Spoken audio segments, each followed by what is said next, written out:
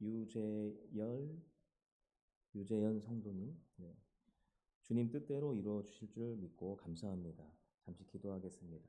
사랑해 주님 감사합니다. 하나님, 감사라는 것, 미리 주님께 드린다는 것, 이것이 얼마나 큰 믿음이고 이것이 얼마나 하나님 기쁘게 하는 것인지 우리가 다시 한번 기억하고 상고하며 상기하며 하나님 앞에 나아갈 수 있는 시간 되어질 수 있도록 도와주시옵소서. 이 시간 유재현 성도님께서 감사헌금 드립니다. 하나님 뜻을 이루어 주실 것을 기대하고 그 뜻대로 나아가는 성도님 되어질 수 있도록 도와주시옵시고 우리 모두가 그렇게 되어지게 도와주시옵소서. 사랑하신 예수님의 이름으로 기도합니다. 아멘.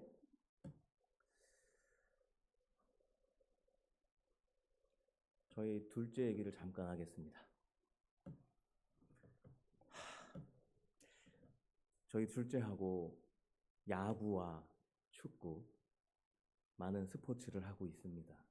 지금은 많이 안 하는데 그 전에 많이 했어요.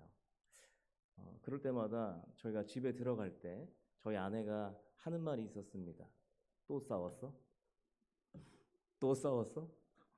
제가 먼저 들어가고 그 다음에 시우리가 들어가는데 항상 얼그락불그락 하면서 들어가죠. 둘이 무슨 일이 있었을까요? 야구를 할 때는 제가 이렇게 공을 던져주면 공을 이상하게 던져준다고 시우리가 삐지고 잘 던졌는데 본인이 못 쳐놓고 저한테 아빠 때문에 내가 축구를 할 때는 또 둘이 축구를 하는데 아빠가 패스를 이상하게 해서 아빠 때문에 한동안 그것 때문에 많이 싸웠습니다. 제가 삐진 거죠. 처음에는 그냥 듣고 있었는데 계속 그러니까 기분이 나쁘더라고요. 아빠 때문에. 그런데 잘 생각해 보니까 이 상황을 내가 받아들이기에는 내 잘못이다 라고 받아들이기에는 이 친구가 너무 어렵구나 라는 생각이 있었습니다. 그러니까 누군가에게 지금 있는 이 일은 내 탓이 아니라 네 탓이요 라는 것을 말해야지만 본인이 마음이 편하겠구나라고 생각이 들었습니다. 환란. 오늘 첫 장면이요. 환란으로 시작합니다. 환란에 대한 인간의 생각은 무엇일까요? 환란. 나에게 주어지는 환란. 우리가 지금 탄핵이라는 엄청난 기로에 서 있습니다. 이 환란은 무엇입니까? 환란에 대한 기본적인 인간의 생각은 내가 한 것이 아니다.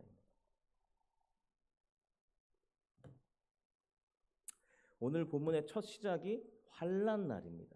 이 환란 날에 그들이 하고 있는 것은 1절에서 5절까지 보시면 이 환란 날에 너라는 인물에 대해서 하나님께서 이 환란 날에 너에게 응답하시고 야곱의 이름이 너를 높이고 그리고 너를 도와주시고 너를 붙드시고 너의 모든 소재를 기억하시며 너의 번제를 받아주시길 원한다.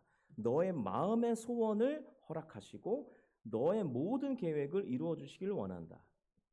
너의 승리로 말미암아 개가를 부르기 원한다. 너의 기도, 모든 기도를 하나님께서 이루어 주시기를 원한다. 너의 지금 환난과 너가 나왔습니다. 이 환난의 때에 너에게 하나님께서 무언가를 이루어 주시기를 바란다라는 거예요. 여기서 너라는 인물은 누구일까요? 왕입니다. 이 본문은 왕을 위한 중보 기도예요. 그래서 이 본문을 대통령과 위정자들을 위해서 기도하는 긴 전통을 가지고 있다고 합니다. 우리가 대통령과 위정자들을 위해서 하는 기도, 왕을 위해서 하는 기도, 왜 기도할까요? 그 세워진 왕, 대통령, 이 지도자들의 성공이 곧 나의 운명과 직결되기 때문에 그 깊은 인식에서부터 시작되는 생각이죠. 그래서 마지막 절에 보시면 여호와여 왕을 구원하소서 우리가 부를 때 우리에게 응답하소서 합니다. 왕을 구원하소서. 이 왕의 구원은 곧 나의 구원으로 연결되기 때문에 우리는 왕을 위해 기도합니다. 지금 대통령은 아까 말씀드렸듯이 대한민국은 대통령의 탄핵이 가결된 상태에서 헌법재판소가 심의를 거쳐서 판결을 내릴 중대한 기로에 서 있습니다.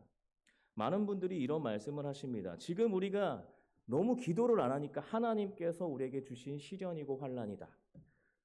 그렇다면 하나님은 우리의 기도를 받으시기 위해서 환난을 주시고 시련을 주시는 분이실까?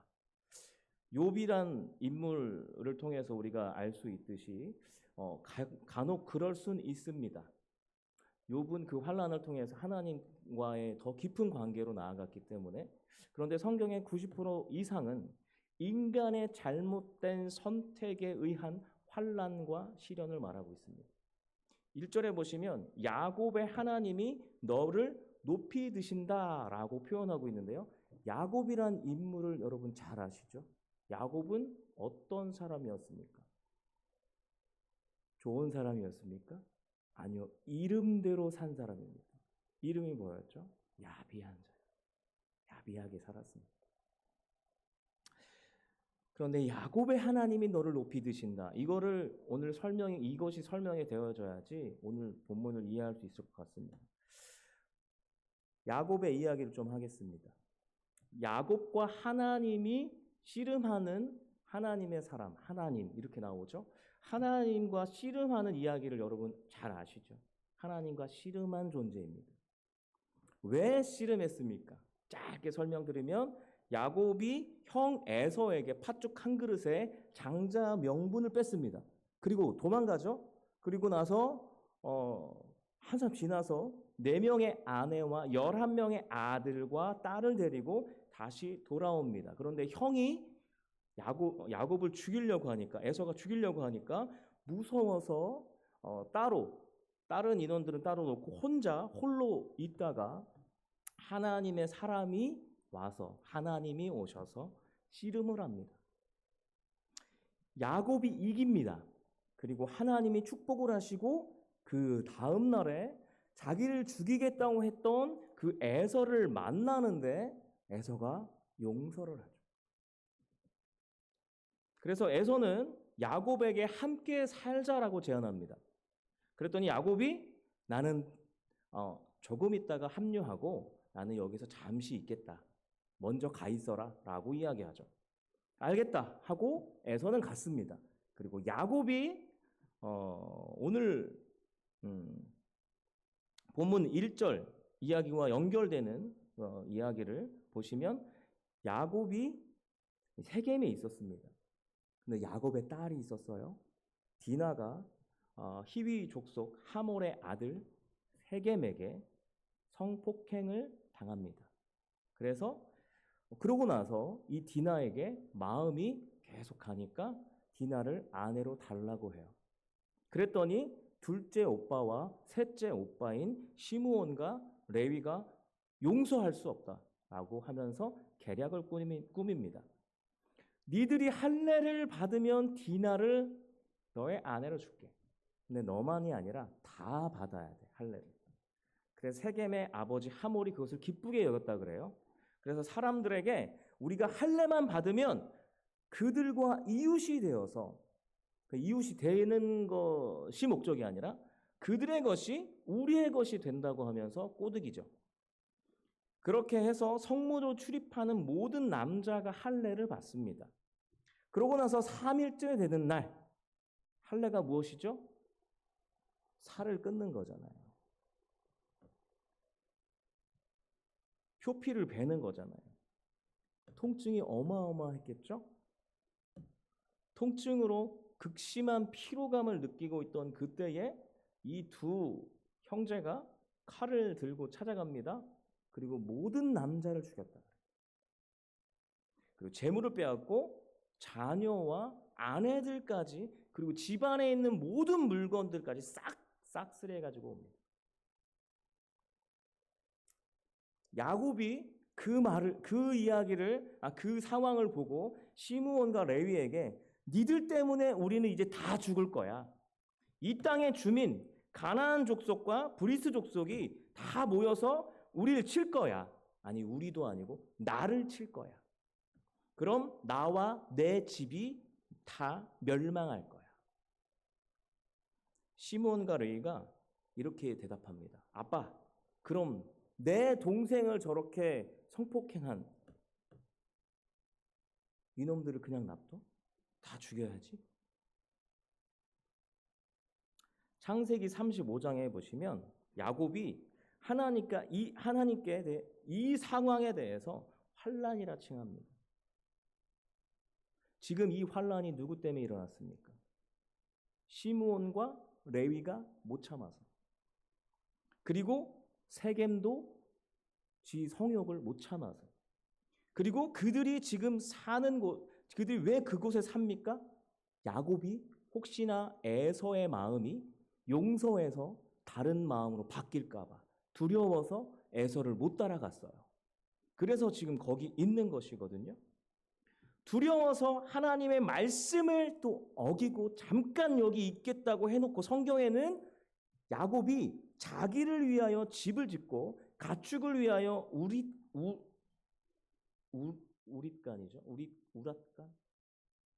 우릿간을 지었다고 합니다. 잠깐 사는 거 아니죠. 결론적인 이야기지만 만약 형 에서를 따라서 갔다면 함께 살았다면 힘이 있었겠죠? 그러면 주변에서 이런 불상사도 안 당했을 겁니다. 힘이 있으니까요.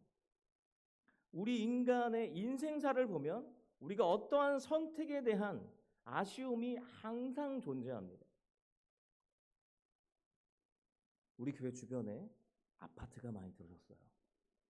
땅 있으셨습니까? 아파트 있기 전에 여기가 뭐였죠? 저 여기 자주 지나다녔거든요. 예전에 같이 풋살하던 친구가 여기 근처에 살아서 데려다 주면서 저기는 왜 다 폐허야? 제가 맨날 그랬는데 그곳이 지금 아파트가 들어섰습니다.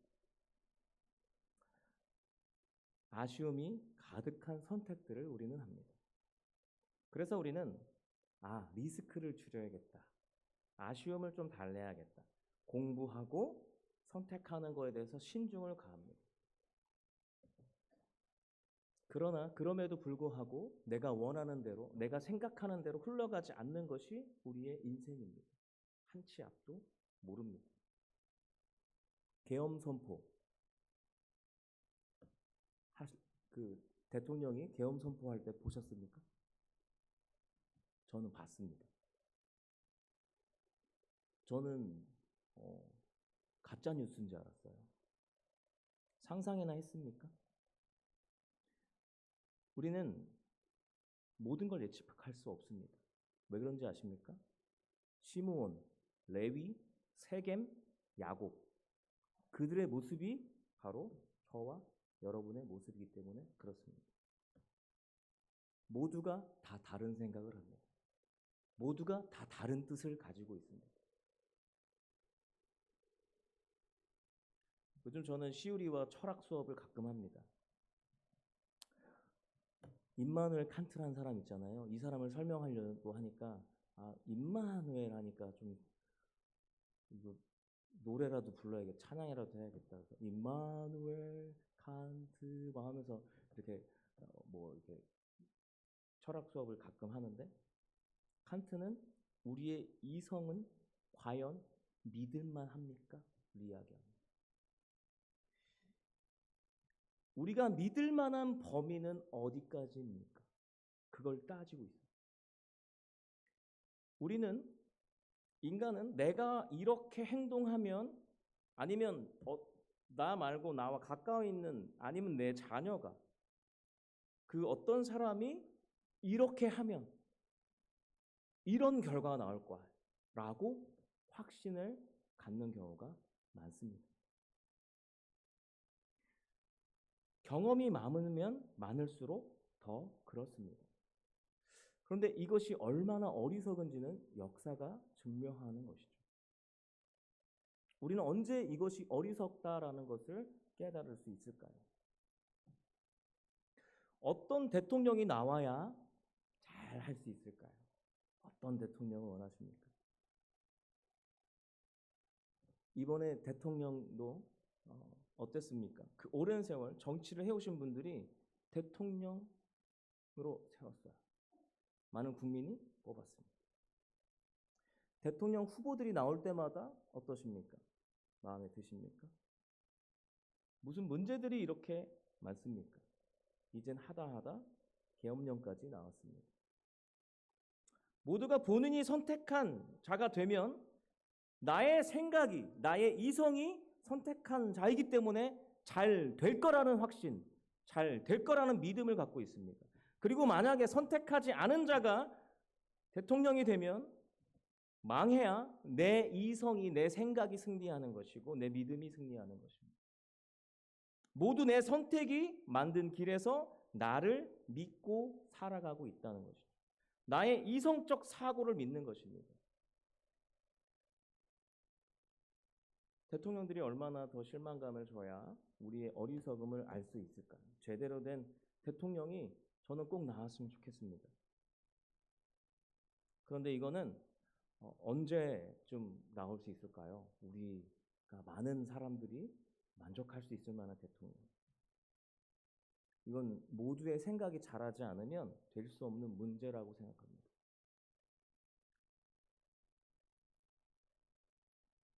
서두에 대통령과 위정자를 위해 기도하는 이유가 있습니다.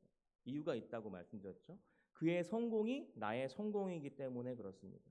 우리가 의지하는 것은 대통령의 성공입니까? 그 성공을 이루시는 하나님입니까? 내가 선택한 자에게 성공해야 합니까? 그럼 나의 선택을 의지하는 것은 아닙니까? 우리는 계속해서 생각해 봐야 할 문제들이에요.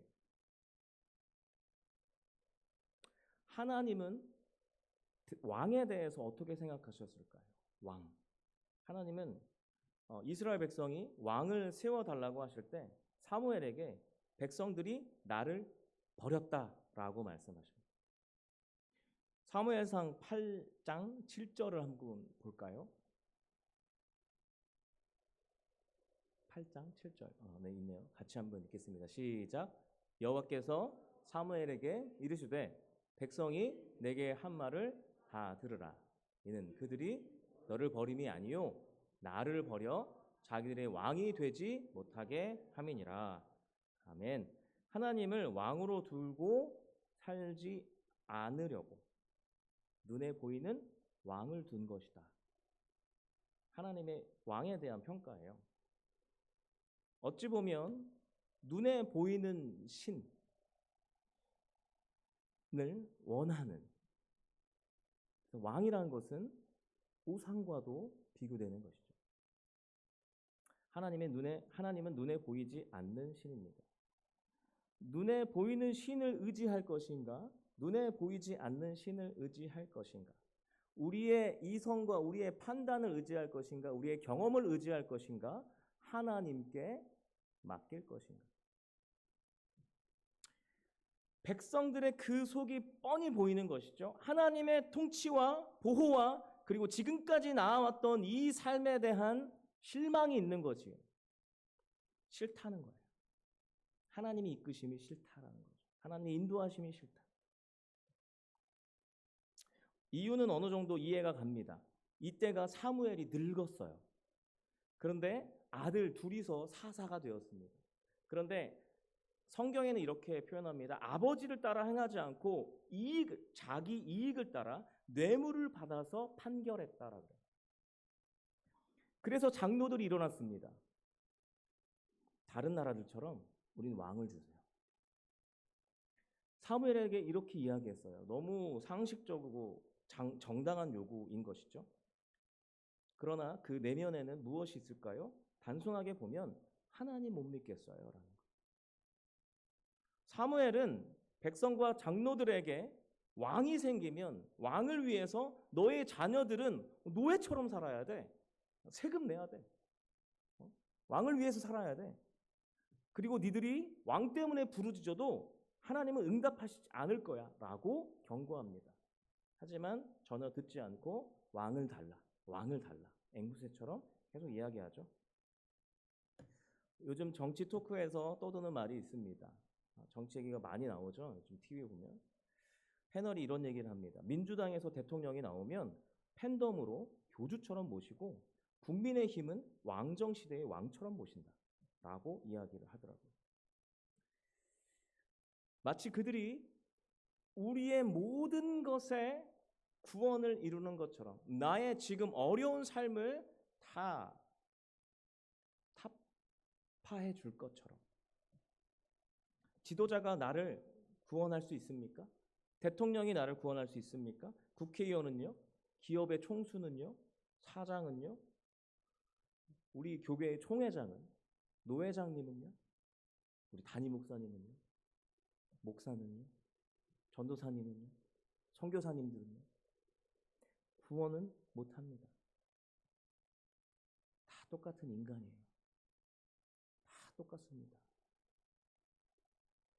하나님과의 관계에서 중간에 누군가가 있으면 그게 다 우상인 거예요. 그게 다 우리가 경험 안에서 나타난 나의 이성과 판단과 이성을 통해서 나타나는 우리의 잘못된 믿음이란 것이죠. 엄마 때문에 나는 하나님 믿어. 여기서 벗어나야 됩니다. 난 우리 목사님 때문에 하나님 믿어. 안 됩니다.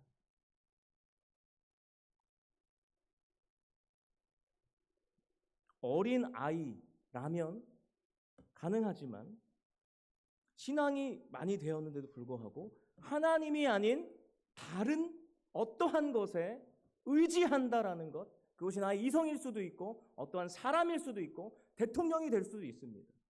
의지한다는 것, 그것을 하나님이 우상이라고 하는 것. 나와 하나님과의 관계가 가장 중요합니다. 중간에 끼면 안 됩니다. 지금 교사분들도 계시는데 목사들의 책무도 똑같고 교사들의 책무도 똑같습니다. 가르치는 입장에서 하나님의 자리를 가리면 안 됩니다. 가장 중요합니다. 내가 하나님이 될 수 없습니다.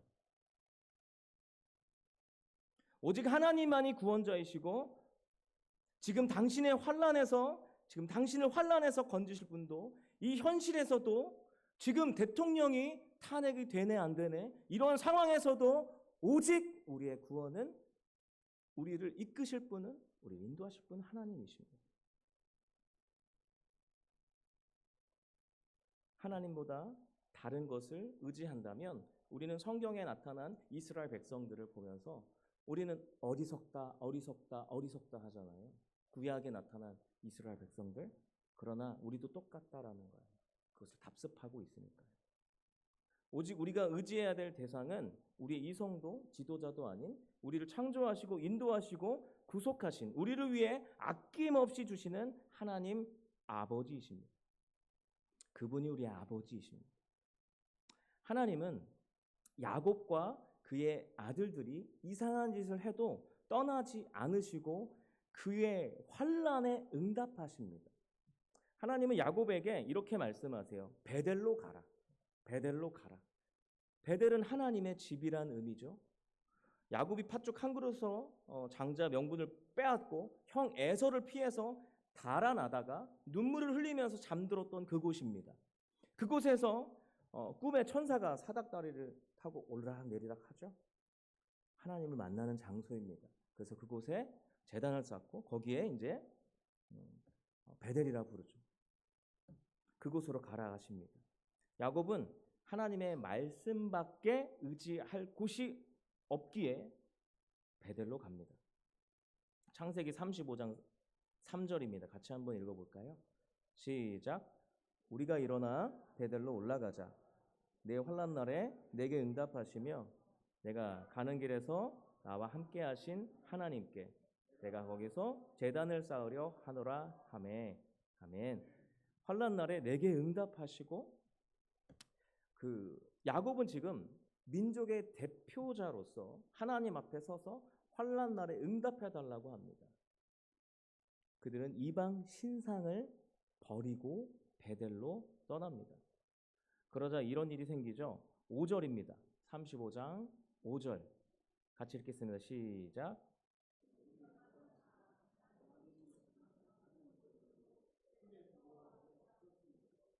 야곱의 아들들을 추격하는 자가 없었더라. 아멘. 가나안인들을 두려움을 주셨어요. 하나님께서. 갑자기 두려운 마음이 생겼습니다. 추격을 못했어요. 이곳에서 야곱은 제단을 쌓고 엘베델이라 부릅니다. 하나님의 집, 베델은 하나님의 집이란 뜻이고 엘베델은 하나님 집의 하나님. 왜 이렇게 하나님을 두 번이나 넣었을까요? 하나님의 집에 갔더니 하나님을 다시 만났다라는 것. 그리고 다시 만난 하나님은 야곱에게 내가 너에게 누구인지를 다시 한번 알려줍니다. 너랑 나랑 어떤 관계인지 아니? 창세기 35장 10절입니다. 같이 읽겠습니다. 시작. 하나님이 그에게 이르시되 내 이름이 야곱이지만은 내 이름을 다시는 야곱이라 부르지 않겠고 이스라엘 내 이름이 되리라 하시고 그가 그의 이름을 이스라엘이라 부르시고. 아멘. 이게 어디서 나왔는지 기억하십니까? 이스라엘이라고 언제 부르셨죠? 씨름할 때. 씨름할 때 부르셨어요. 씨름할 때. 야곱이 하나님과 씨름하는 장면입니다. 같이 한번 읽겠습니다. 32장 28절입니다. 32장 28절 시작. 그가 이르되 내 이름을 다시는 야곱이라 부를 것이 아니요 이스라엘이라 부를 것이니 이는 내가 하나님과 및 사람들과 겨루어 이겼음이니라. 아멘. 야곱이 하나님을 이겼습니다. 야곱이 하나님을 이겼습니다. 이스라엘의 뜻이 하나님과 겨루어 이겼다 이거죠. 야곱은 힘이 장사였습니까? 지금 씨름하기 전 상황이 뭐였죠? 아까 제가 말씀드렸죠? 에서를 만나기 전입니다. 에서를 만나기 전에 에서가 무서워서 지금 피하고 있는 상황에 하나님과 씨름을 하고 있는데 야곱이 그 에서를 피했던 야곱이 하나님을 이겨버립니다. 하나님과 피조물이 대결하는 것도 그 자체도 말이 안 되지만 그 힘없는 에서도 이기지 못하는 야곱이 하나님을 이겨버립니다. 이건 이긴 겁니까? 져준 겁니까? 져준 거죠. 하나님이 져주셨어요. 이 대결은 힘의 대결입니까? 관계의 대결입니까? 제가 왜 시우리한테 삐졌습니까?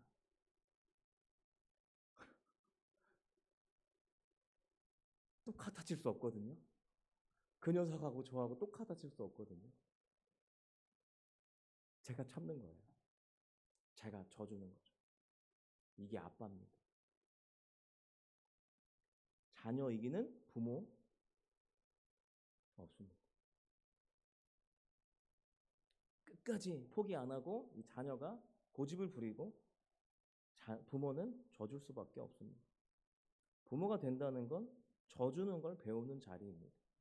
그래서 부모가 된다는 건 하나님 아버지의 마음을 더 많이 알게 된다는 것이죠. 그래서 자녀를 키우지 않는 분과 이해의 폭이 사실 다릅니다. 이게 바로 이스라엘의 의미입니다. 넌 내 아들이야. 내가 져준 거야. 라는 것이죠. 너랑 나랑은 그런 관계야. 라는 거예요. 야곱이 가나안인들 앞에서 이걸 잊어버렸어요. 그 무서운 가나안인들이 나를 어떻게 할까? 그래서 하나님께서 다시 그 자리로 불러주셔서 알려주신 거예요. 시편 20편에서 야곱의 환난을 말하는 이유가 무엇일까요? 지금 이스라엘 백성들은 다윗 왕과 함께 그 이야기를 하고 있는 거예요. 하나님과 우리의 관계, 하나님은 우리의 하나님 아니십니까? 우리의 아버지 아니십니까? 이 관계 우리가 다시 한번 더 굳게 하겠습니다라는 거예요. 그러면서 1절과 5절을 쭉 보시면 죄송합니다. 1절에 보시면 아들의 이름을 높이신다. 2절에 보시면 너를 도우시고 붙드신다. 3절에 보시면 너의 예배를 받으신다. 그리고 4절에 보시면 너의 마음의 소원을 이루신다. 너의 모든 계획을 이루신다. 5절에 보시면 넌 승리하고 우리는 기뻐할 거다. 네 기도를 응답하실 것이다. 여기에 전제가 무엇입니까? 하나님이 우리의 아빠다. 하나님이 우리의 아버지시다라는 거죠. 관계 때문에 저주심을 잊지 말아야 합니다. 하나님은 우리 아버지로서 응답하십니다. 6절을 함께 읽겠습니다. 6절은 함께 읽겠습니다. 시작. 여호와께서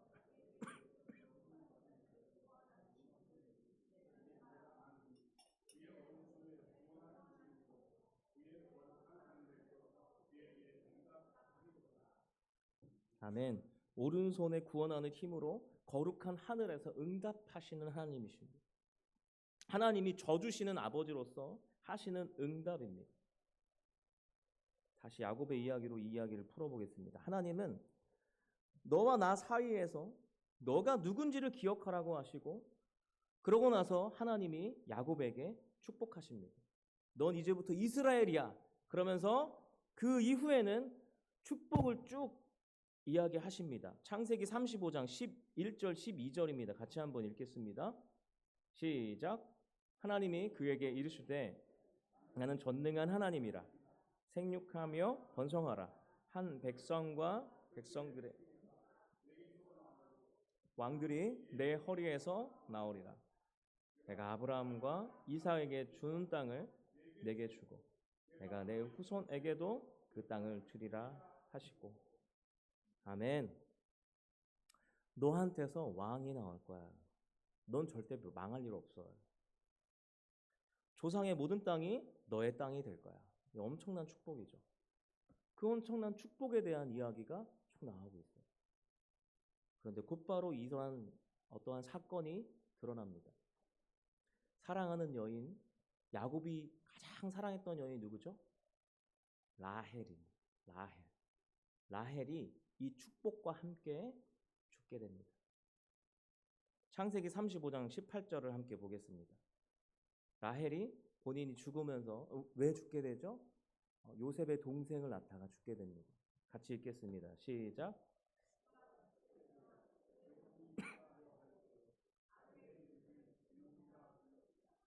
그의 아버지는 그를 베냐민이라 불렀더라. 아멘. 베노니의 의미를 아십니까? 슬픔입니다. 아픔입니다.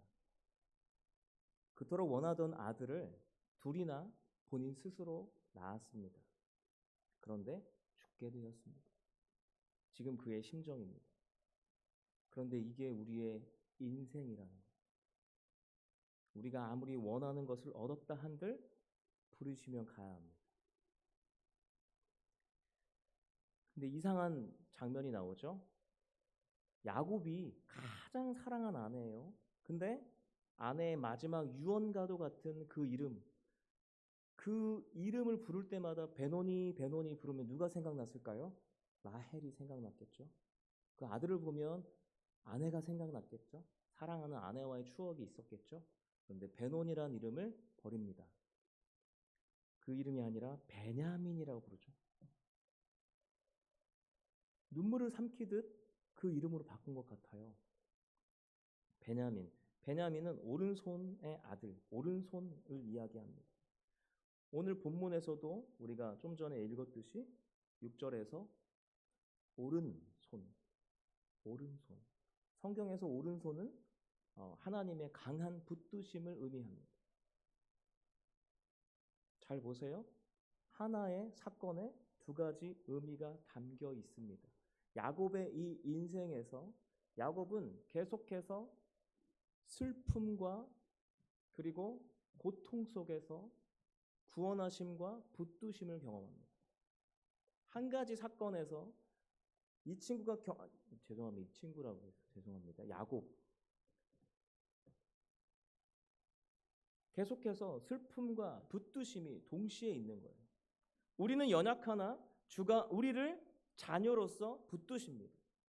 라헬의 인생을 보세요. 라헬의 인생은 자신이 원하는 자리, 그것이 무엇입니까? 남편의 사랑과 기업을 받을 자리에 서기 위해서 언니와 자녀를 두고 계속해서 경쟁하였습니다. 그러나 끝내 다 얻었으나 죽게 되었죠. 그래서 슬픔으로 끝났습니다. 이건 야곱도 사실 같은 처지죠. 야곱이 자신의 인생을 돌아보면서 이렇게 고백합니다. 130년이란 세월을 보내면서 나는 험악한 세월을 보냈다. 험악했다. 왜 그랬을까요? 험악하다.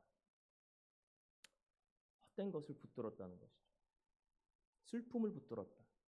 환난을 붙들었다. 그것이 슬픔이요 환난인지 알지만 그것을 놓을 수 없던 것입니다. 우리도 그렇습니다. 험악하지 않은 인생을 살 수 없습니다. 아름다운 인생을 사시는 분 계십니까? 손 들으라고 마음으로 손 들으라고 하면 저희 라유리도 안 들을 것 같습니다. 저희 라유리가 7살입니다. 내년에 초등학교 1학년 갑니다. 취학 통지서가 왔습니다. 이게 왔어. 너 학교 오래. 학교라는 곳은 무엇입니까? 경제력을 위해서 세운 곳입니다.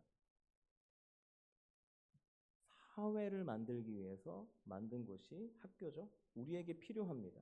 우리가 원하고 내가 원하는 것을 위해 이런 것들을 행하고 나아가는 인생은 우리에게 슬픔을 가져다 줍니다. 그것만 바라보게 됩니다. 그러나 그 와중에 오른손의 하나님, 붙드심의 하나님을 경험하는 것, 그것을 경험하는 사람들이 있다라는 것이죠. 그것이 누구입니까? 바로 하나님을 아버지로 모시는 하나님의 자녀들입니다. 바로 우리들인 것이죠. 그래서 슬픔을 통해서 우리는 항상 붙드심을 경험하는 것입니다. 이것이 6절에서 말한 거룩한 하늘의 응답을 받는 사람입니다. 그런 자들에게 나타나는 것이 무엇일까요? 7절과 8절입니다. 같이 읽겠습니다. 시작. 어떤 사람은 병거, 어떤 사람은 말을 의지하나 우리는 여호와 우리 하나님의 이름을 자랑하리로다. 그들은 비틀거리며 엎드러지고 우리는 일어나 바로 서도다.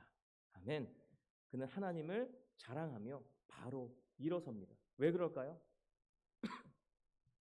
나의 어리석고 잘못된 선택, 우리가 무엇을 바라봅니까? 우리는 병거를 바라보고 말을 바라봅니다. 그래서 그런 선택과 이성과 생각을 하나님께서 바른 길로 인도하시려고 말씀도 주시고 성령님께서 우리 안에서 설득도 하시지만 이 자녀의 고집, 그 아집과 어리석음, 그것에 대해서 하나님께서 어떻게 하시죠? 져주십니다. 그래서 우리가 그냥 그 길로 가게끔 두시는 거예요. 하나님 아버지께서 그러나 우리의 인생을 다시 일으키셔서 슬픔이 변하여 기쁨이 되게 하시는 오른손의 구원의 하나님, 그 하나님이 이 세상 모든 것의 주인 되시고 왕이시다.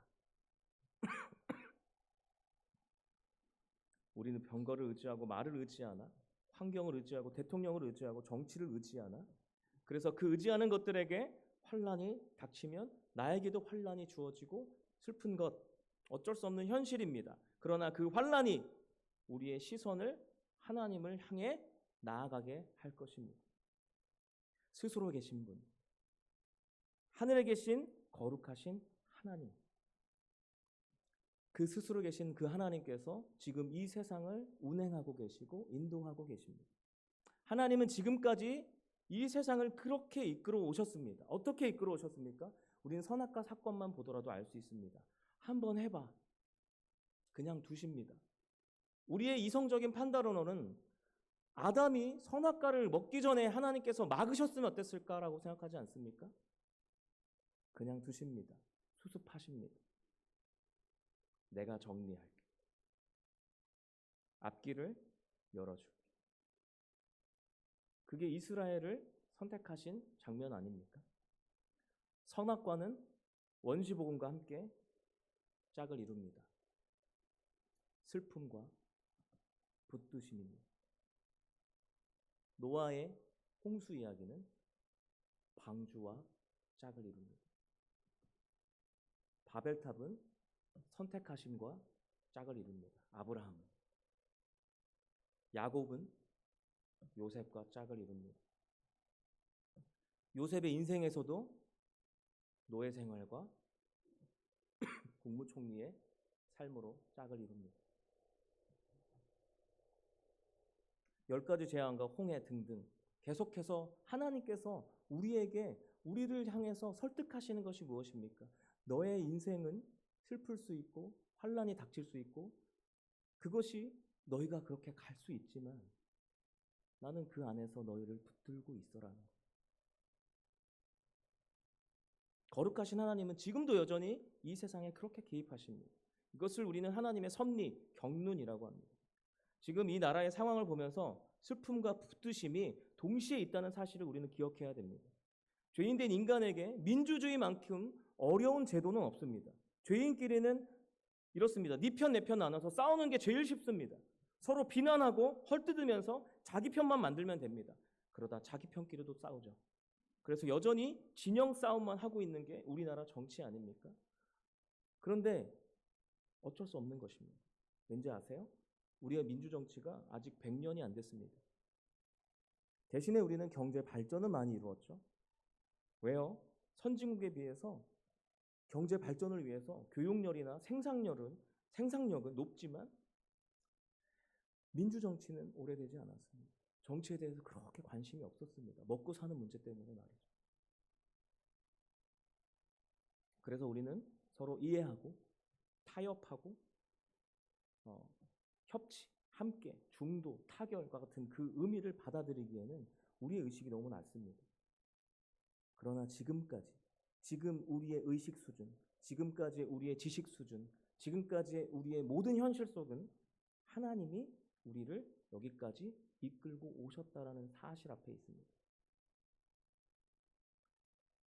얼마나 많이 온지 아십니까? 계엄령이 발동되고 나서 그 이후의 상황을 아시죠? 군인이 일반인과 서로 안타까워 서로를 격려하는 모습들이 있었습니다. 특전사가 아무 힘도 안 쓰고 일반인에게 종이짝처럼 날아가는 모습을 뉴스를 통해 보았습니다. 이게 한 30년, 20년 전만 하더라도 이런 일이 가능했을까요? 일반을 향해서 끔찍한 일이 일어났을 겁니다. 그러나 지금 저는 그가 얼마나 많은 것을 희생하면서 명령을 불복종했을지 울컥합니다. 이 모습을 보고 자라는 우리 아이들에게 기대를 겁니다. 하나님은 이런 모든 상황을 통해서 우리를 설득해 가실 겁니다. 내 인생을 통해서 설득하시며 가시는 것처럼. 그래서 우리는 다음 세대들에게 기대를 겁니다. 교회 개혁도 마찬가지입니다. 교회는 계속해서 발전해 왔습니다. 초대교회부터 신학이 예배 의식이 정치와 문화가 개혁되어 왔습니다. 그 과정에서 종교 전쟁이 있었고요, 분파가 있었고요, 고소 고발이 있었고요, 그리고 성추문 이런 일들이 슬픔의 환경들이 있었습니다. 그러나 하나님의 손길로서 신실한 하나님을 붙잡는 신실한 하나님께서 붙잡으셔서 끝까지 믿음을 지키며 나갔던 성도님들이 계십니다. 그리고 목회자님들이 계십니다. 그리고 교수님들이 계시죠. 그래서 여기까지 온 것입니다. 성경의 저자들의 삶을 한번 생각해 보세요. 슬픔과 환난의 역사 속에 있었습니다. 그러나 하나님의 손길을 의지하여서 각자에게 주어진 삶과 각자에게 주어진 역할에 충실히 살았기 때문에 하나님의 영감된 말씀이 지금 우리 손에 이렇게 주어진 것입니다. 우리는 우리에게 주어진 삶을 열심히 주어진 대로 나아가야 됩니다. 그리고 우리 안에서 꽃을 피우는 것이 아니라 우리의 다음 세대들이 꽃을 피울 수 있도록, 그리고 그 다음 세대들이 계속해서 하나님을 알아갈 수 있도록 그 역사를 우리를 통해서 전달되어야 하는 것이죠. 하나님은 어떤 상황에서도 이렇게 말씀하십니다. 염려하지 말라. 오직 기도와 간구로 너희 구할 것을 하나님께 아뢰면 모든 죄악에 떠난 하나님의 평강이 너희와 함께 하신다. 나라가 걱정되십니까? 걱정하지 마시고요. 기도하시면서 맡기시기 바랍니다. 모든 지각에 뛰어난 하나님의 평강이 우리에게 있습니다. 혹시 못 믿어오십니까? 나와 뜻을 같이 하지 않으실까 봐 두려우십니까? 나의 지각이 하나님의 지각보다 높은 자는 평강에 이룰 수 없습니다. 나의 생각이 아니라 하나님의 생각에, 하나님의 지각에 우리 인생을 맡기기를 소망합니다. 제가 지난주에 목사님 말씀을 통해서 은혜 받은 말씀이라서 예레미야 17장 5절과 8절을 같이 한번 읽고 마치도록 하겠습니다. 예레미야 17장, 이것이 우리의 상황입니다. 예레미야 17장 5절에서 8절 같이 읽고 마치겠습니다. 시작. 여호와께서 이와 같이 말씀하시니라. 무릇 사람을 믿으며 육신으로 그의 힘을 삼고 마음이 여호와에게 떠난 그 사람은 저주를 받을 것이라. 그는 사막에 못하고 광야 건조한 곳 건건한 땅 사람이 살지 않는 땅에 살리라. 그러나 무릇 여호와를 의지하며 여호와를 의뢰하는 그 사람은 복을 받을 것이라. 그는 물가에 심어진 나무가 그 뿌리를 강변에 뻗치고 더위가 올라올 그 잎이 청청하며 가무는 해도 걱정이 없고 결실이 그치지 아니함 같으리라. 아멘. 7절 8절만 읽을 걸 그랬네요. 우리에게 주신 하나님의 복입니다. 우리는 청청할 겁니다. 걱정이 없고 결실이 그치지 않을 것입니다. 하나님을 의지하고 나아가는 저와 여러분이 되기를 소망합니다. 이 시간 한 가지만 놓고 기도하겠습니다. 하나님, 우리가 이 나라의 정세를 바라보면서 우리의 마음이 요동될 때가 있습니다. 그럴 때 우리가 더 하나님을 의지하기를 바라시는 하나님의 마음을 다시 한번 깊이 깨닫게 하여 주시옵시고, 흔들릴 때마다 더욱 주님을 의지하여서 지금 나의 인생 그리고 우리의 모든 세계와 이 세상을 이끌어 가시고 하나님의 그 높은 지각과 지혜로 인도하시는 그 하나님께서 지금 여전히 우리나라를 지켜보고 계시고 인도하시고 보호하신다는 사실, 또한 우리의 인생도 그렇게 하나님께서 보호하시고 지키신다는 그 사실을 다시 한번 우리가 깨닫게 하여 주시옵시고, 이 환난의 때에 하나님의 붙드심을 더 깊이 경험할 수 있도록 인도하여 주시옵소서라고 주여 한번 간절히 부르짖고 함께 기도하며 나아가기 원합니다. 함께 기도하시겠습니다.